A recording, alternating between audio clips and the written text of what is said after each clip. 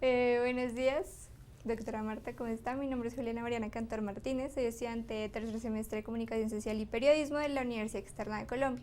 El día de hoy me gustaría hacerle una serie de preguntas con respecto a las amenazas geológicas que es su dominio. Entonces, entre las primeras quisiera empezar con la participación ciudadana.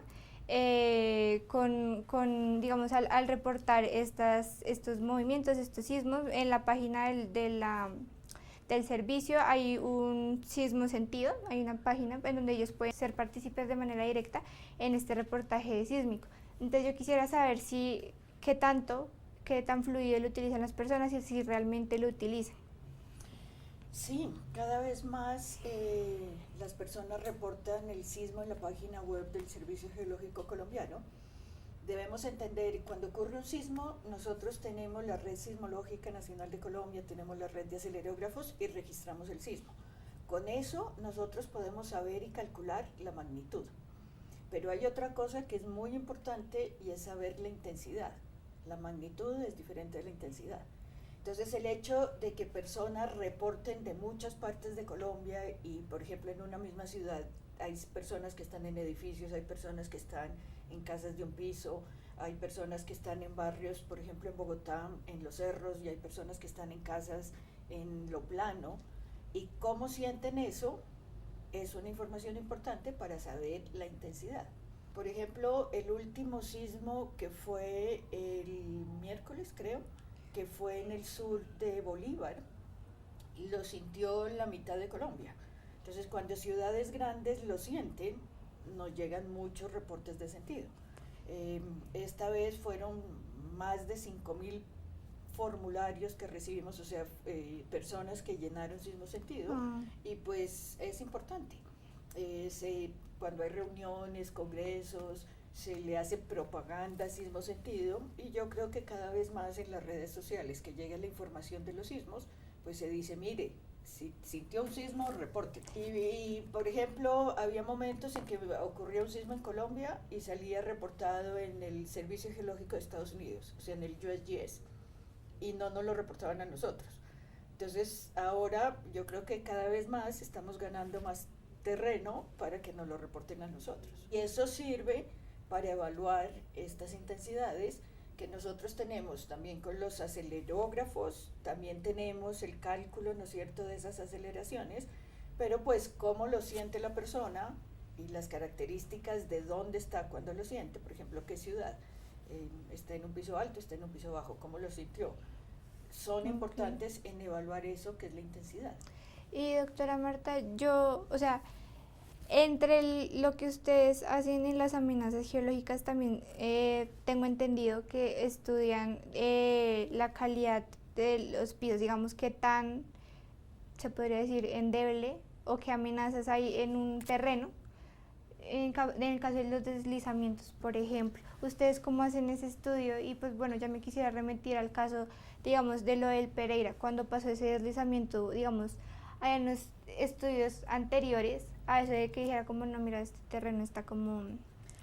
y para que se alertara a la población o... Mira, hay dos cosas. Uno, aclaremos qué es amenaza. Amenaza es ese evento que, por ejemplo, en estos casos es un evento natural, o sea, un sismo, una erupción volcánica, por ejemplo, un huracán es un evento natural, ¿no es cierto? Entonces es un evento que puede poner en peligro la vida de las personas, puede poner la infraestructura, las casas, los cultivos, que pone en peligro y que causa pérdidas, ¿no es cierto? Pérdidas de vidas humanas o pérdidas económicas. Eso es amenaza. Riesgo es cuáles son las posibles consecuencias que eso va a tener. Entonces, ¿cuál es el riesgo si ocurre un deslizamiento en tal sitio? Entonces hay que ver cuántas casas hay, cuántas personas viven, o si no hay casas, pues bueno, no hay riesgo para las casas, pero hay un puente, o hay un túnel, o hay una quebrada que se represa. Entonces, ¿qué pasa más abajo? Ese sería el estudio de esas consecuencias, ¿no es cierto? Entonces, en Colombia existen normas y leyes en ordenamiento territorial y en gestión del riesgo de desastres. Para ordenamiento territorial son las alcaldías, o sea, son los alcaldes y las administraciones municipales quienes deben conocer su territorio, evaluarlo y decidir sobre cómo se utiliza ese territorio. Y para cosas principalmente como movimientos en masa, avenidas torrenciales, inundaciones. Y con eso hay, digamos, unas normas del Ministerio de Vivienda, donde los alcaldes deben tener eso para evaluar eso. Ahí, pues los que responden a eso ya son, digamos, los instituciones como la Defensa Civil, la Cruz Roja, bomberos, policía, ejército, que son los que dan la respuesta ante las situaciones de emergencia.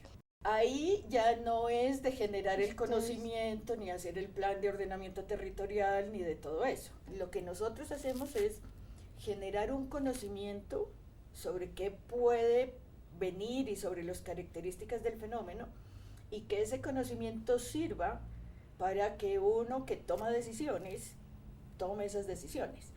Puede ser una autoridad, puede ser una institución, pero yo también como cabeza de familia. Como, digamos, yo quisiera saber cómo, digamos, es ese proceso de las investigaciones que ustedes hacen para brindárselo a, pues sí, ya en la página, como todos los estudios que hacen a partir de exactamente cómo es todo ese proceso.